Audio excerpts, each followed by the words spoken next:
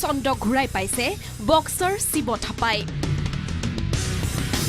Olympian Shiva থাপাই যোগ্যতা অৰ্জন কৰিছে আগন্তুক এছিয়ান গেমছৰ বাবে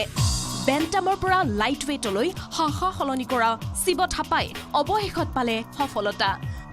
কমনৱেলথ গেমছত অংশ ল'বলৈ নোপোৱা দুবাৰৰ অলিম্পিয়ানৰ ৰাজকীয় প্ৰত্যাৱৰ্তন হৈছে এছিয়ান গেমছৰ বাবে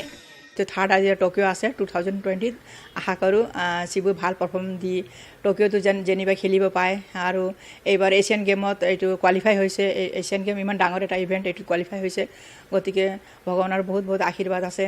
আৰু গোটেই অসমবাসী ভাৰতবাসীৰ পৰা আশীৰ্বাদ বিচাৰিছোঁ যে শিৱক আৰু আশীৰ্বাদ দিয়ে আৰু শিৱজী যে ভাল পাৰফৰ্ম দি কেনে টকিঅ'টো মানে খেলিবলৈ চান্স পায় এছিয়ান গেমছৰ স্বৰ্ণ পদকৰ বাবে পাঞ্জাৱৰ পাটিয়ালাত কঠোৰ অনুশীলনত ব্ৰতী হৈছে অৰ্জুন বঁটা বিজয়ী বক্সাৰ শিৱ থাপা মানে সি নিজৰ প্ৰেক্টিছত ইমান মানে ধ্যান দি আছে ৰাতিপুৱা গধূলি পুৰা প্ৰেক্টিছত পুৰা তাৰ ধ্যান আছে লাগি আছে সি আৰু ট্ৰেইনিঙত পুৰা ট্ৰেইনিং কৰি আছে সেইটো এটা সুখী আছে মনত জুলাইত জাকাৰ্টাত অনুষ্ঠিত হ'বলগীয়া এছিয়াৰ শ্ৰেষ্ঠ মহাসমৰখনক লৈ এই পৰ্যন্ত অসমৰ 5গৰাকী খেলুৱৈ নিৰ্বাচিত হৈছে অসমৰ কাৰণে খুব ভাল খবৰ আগন্তুক এছিয়ান গেম যিটো জাকাৰ্টাত হ'বলৈ গৈ আছে 18 আগষ্টৰ পৰা তাত আমাৰ কেইজনমান এথলিটে কোৱালিফাই কৰিছে ইতিমধ্যে তেওঁলোকে ৰিপ্ৰেজেণ্ট কৰিব ইণ্ডিয়া হৈ